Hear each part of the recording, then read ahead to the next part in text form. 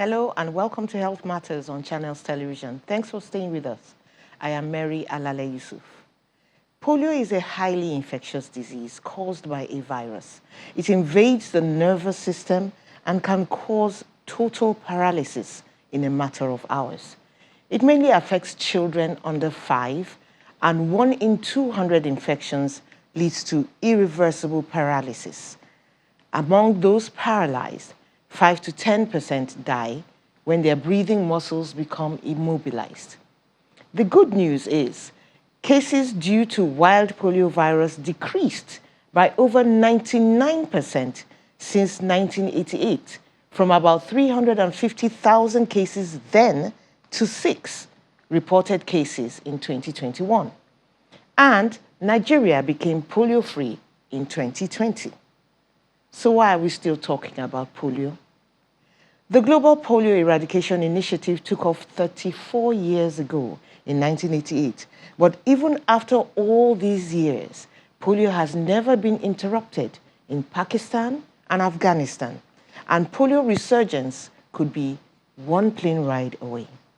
My guest is a consultant public health physician and former chairman, NMA Lagos School Health Committee. Dr. Oladapo Ashinyobi is also a sustainable development consultant. You're welcome to the show, sir. Good afternoon. So countries who have become polio-free can actually have a resurgence by importing the wild polio virus from somewhere or by vaccine-derived polio virus. Yes. Has this happened to us in Nigeria? Yes, it does happen to Nigeria. When and what did we do about it? Well, the normal response to any polio outbreak is what we call an outbreak response.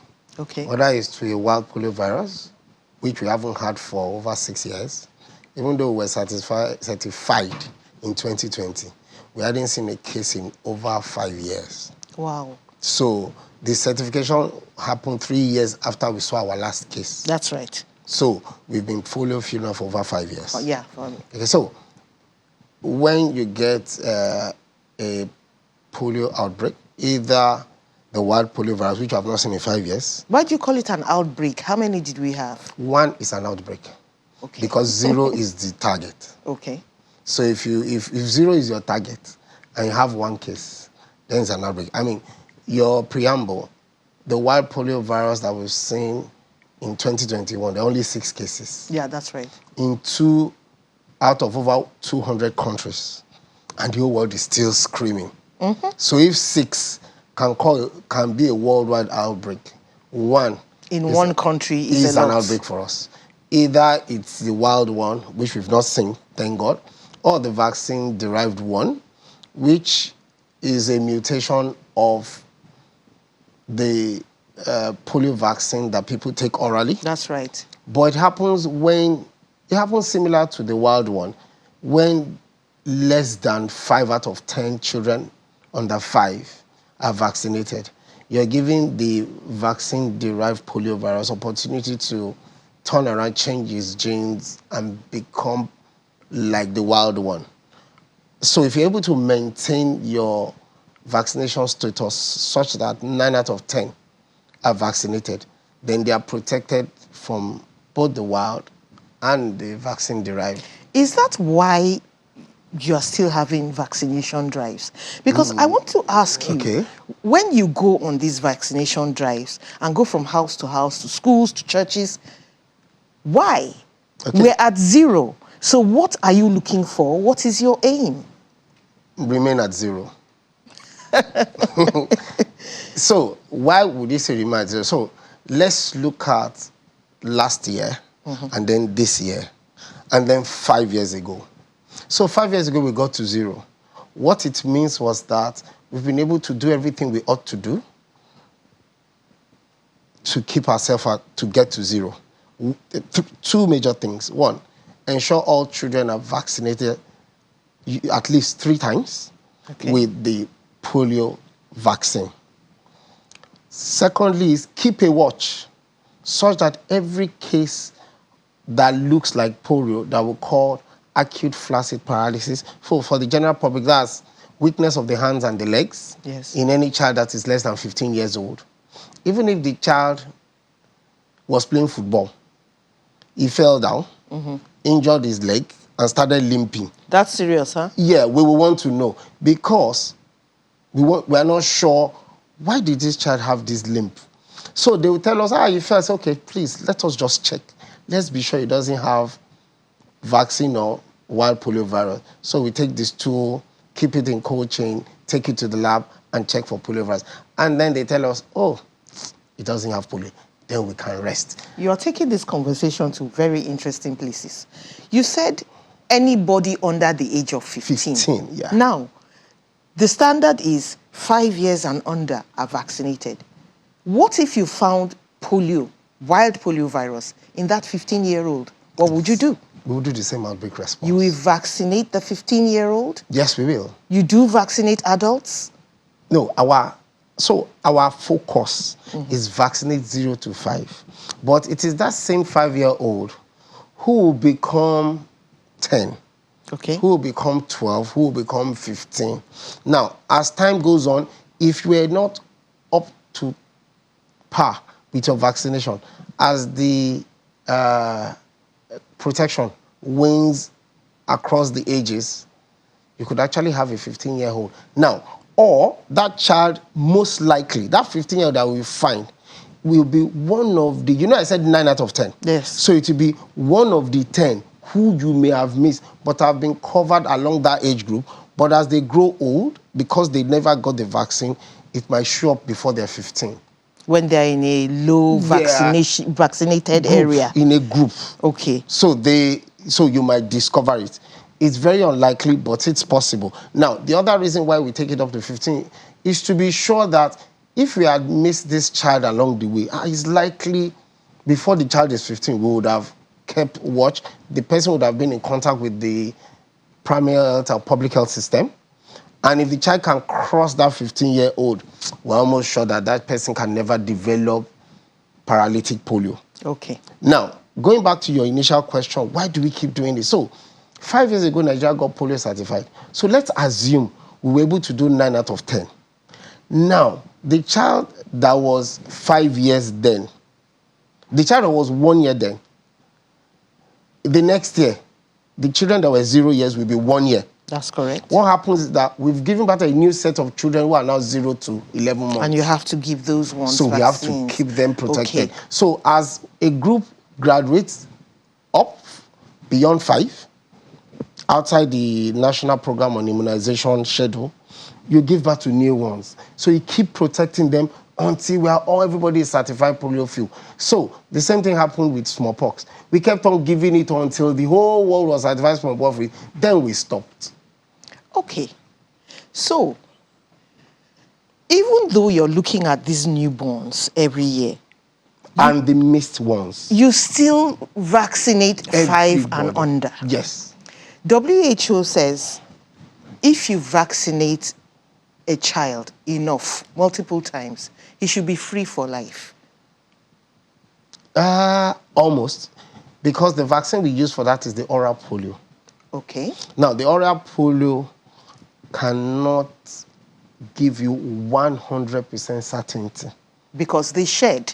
Exactly. So with time, it will wane. So the number of times you give the oral one, what happens that since it's oral, then the body raises immune system against it from the gut, from the GIT. And the protection starts from there.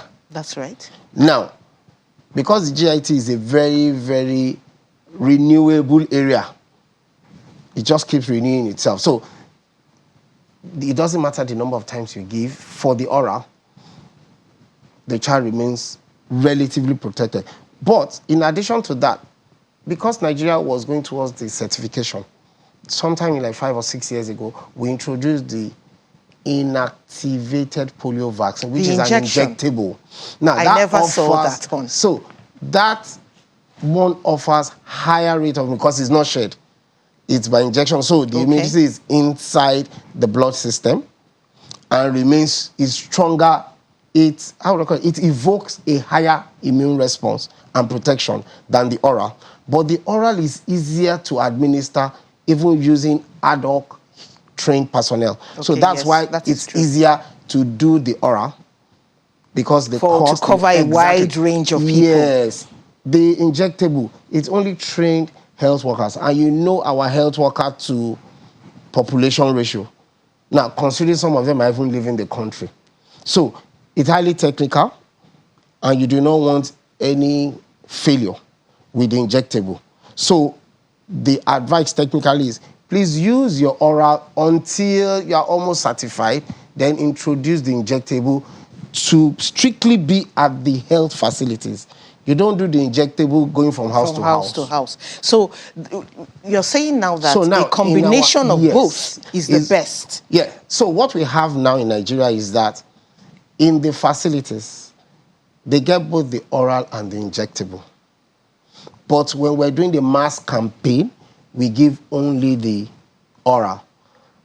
But the teams are also reminded as part of the what we call the seven key questions to remind the caregiver and the parent, please take your child to the health facility, and that gives them the opportunity to get the injectable polio How vaccine. about that one that they give at birth? Why don't they give an injectable since the child is still at the hospital? It has an age. So it's given at about 10 weeks. So if it can be given parents bring their child to a health facility, no, so it's part 10 weeks up, you will give the injection. Yeah. That's good to hear. The injectable is part of the National Program on Immunization Schedule. Okay. So you get your OPV 0, then you get your OPV 1, then you get your OPV 2, then you get your IPV, which is the injectable. And that's all. And the child is okay. By the time the child is 5, good to go. Good to go. Polio is spread through fecal matter. Yes. Contaminated water. Yes. It's actually fecal. It's actually anything you take in your mouth that has been contaminated with fecal matter. So water is a big deal now. We've had a lot of floods. Yes. So should we be more concerned now about this polio? In areas where you have the flood, part of the response is, okay, so before the flood, there's what we call the integrated disease surveillance and response. And part of that takes care of emergency preparedness. Okay. So all the 774 local governments in Nigeria are expected to have an emergency preparedness committee headed by the local government chairman. And their job is to keep watch of any disaster or emergency that happens locally. So they will be the first. So whichever local government has been affected by this flood, and I'm thinking they can't be less than 100. There's so many. No, they can't be less than 100. So what I expect is at least 100 emergency preparedness committee already have a plan in place, because they know the areas where these floods happen perennially. Because along the Niger and Benue floodplain, it's very low land. Then those areas that get flooded because they're close to the coastal areas. Okay, let me pause you for a moment. We have to take a break, but we'll continue this after now. Please stay with us. We're coming back to continue this conversation.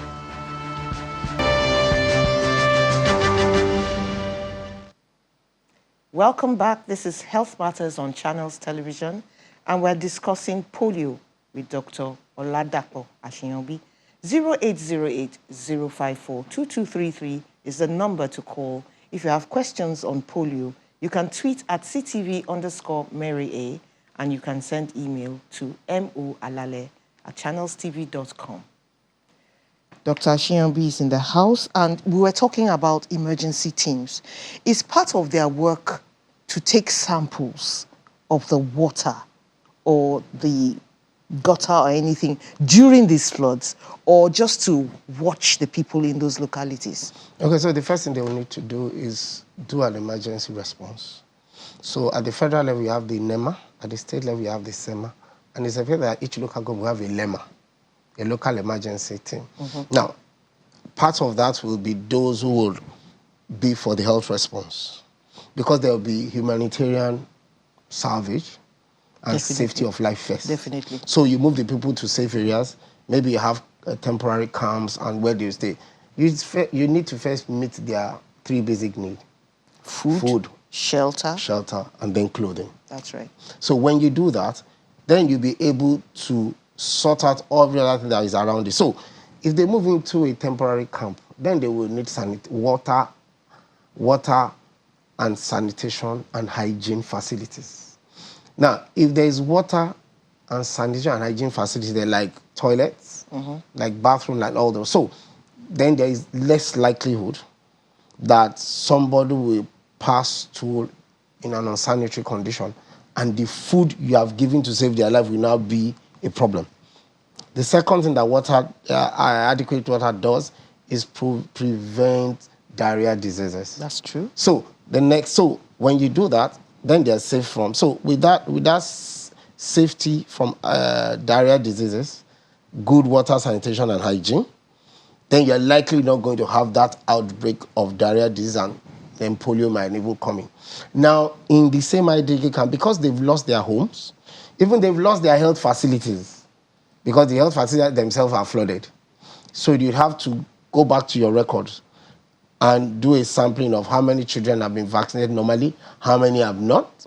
And if you see that your record shows that less than the expected amount is vaccinated, then for that IDB camp, you do a containment and vaccinate using what we call the SIA protocol. And so everybody is safe. But you will not be looking at just polio. Okay. It will be all vaccine preventable disease. Yeah, the cholera? Everything. Okay. Speaking of which, you keep talking about coverage. We understand that coverage should be at 70% at least for diseases. But when you talk about polio, you keep saying 90. 9/10. Why? The global standard is 80. But if you are going to do an exam, right, and the score is supposed to be 80%, and you aim for 80, you get 70. So let's aim for 100. So you always aim for the higher score, so that because of inefficiency and the challenges of life, for example, in communities where you have this flooding, if you are aiming for 80, now there is flood, you will now get maybe 40. That's right. So if you have been aiming for 90 all along, you are likely going to be at 80. Then when you do a sample, maybe you get to 75, and then you do a mop of 5% and get back. That's so the good smart thing calculation. in epidemiology is, if this is the standard, please aim higher so you can get back to the standard.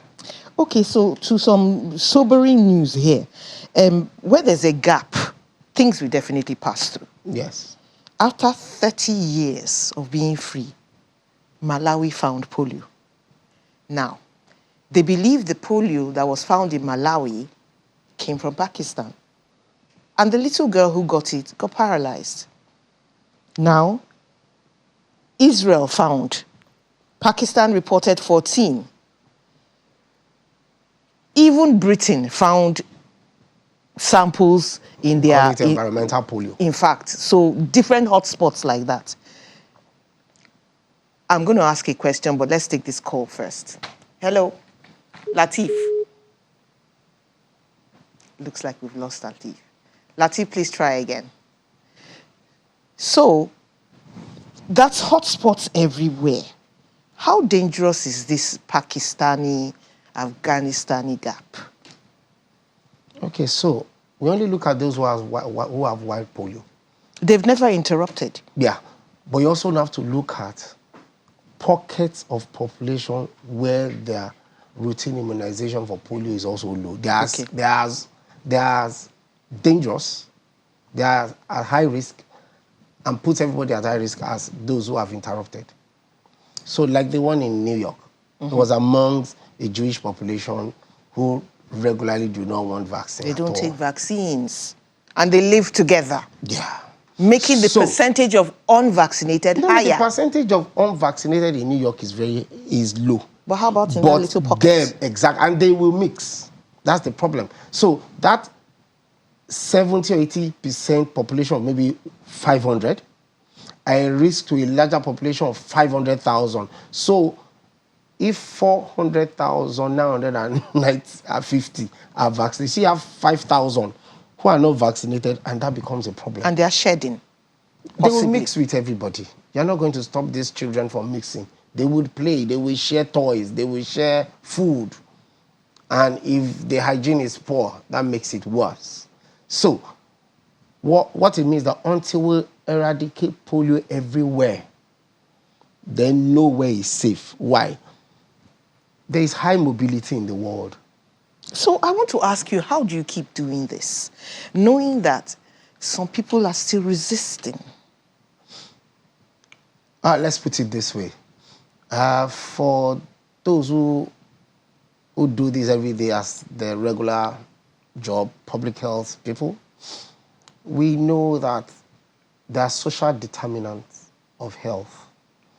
Religion, culture, belief, and that is why you must have a good local community sensitization and mobilization plan to even reach these people who the whole world will call anti-vaxxers, but you must find a way to bring them on board. So, using whatever means is possible locally. So, these are now local issues, and that's where the importance of primary health care comes in. You have to use the local resource, the local belief, the local group, the local leader to convince those who don't even understand to come on board. And it is doable. In human life, there is nothing that is impossible. If you keep your mind at it, and you will never get tired, because that child that becomes paralyzed, there's not much you can do for that child again. That's Even right. for those who are not physically challenged, to live life every day is a challenge. Now, coupled with that, you don't have physical challenge. So you don't look at the difficulty, you look at the complication for that child, and that drives you to keep going on. WHO is aiming for zero over the world. The world is aiming for zero. Let's imagine that happens. One word answer. Would you still need to vaccinate? Yes, you might still need to vaccinate for, let's say, for the next 4 or 5 years to be sure it won't rise up again. So if you do that, then you're cool. Because amongst the eradication process, post-eradication, you keep surveillance for like 4 or 5 years. Okay. So that's why I said Nigeria saw a case last in 2017 or thereabout, but we were not certified until 2020. Because they were watching.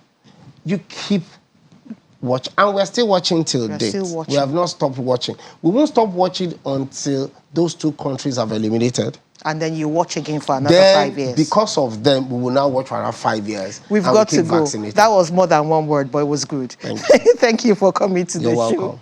Thank you so much for being with us, and thank you for your calls and all your messages. Keep them coming. We still answer them. Have a wonderful day. I am Mary Alale Yusuf.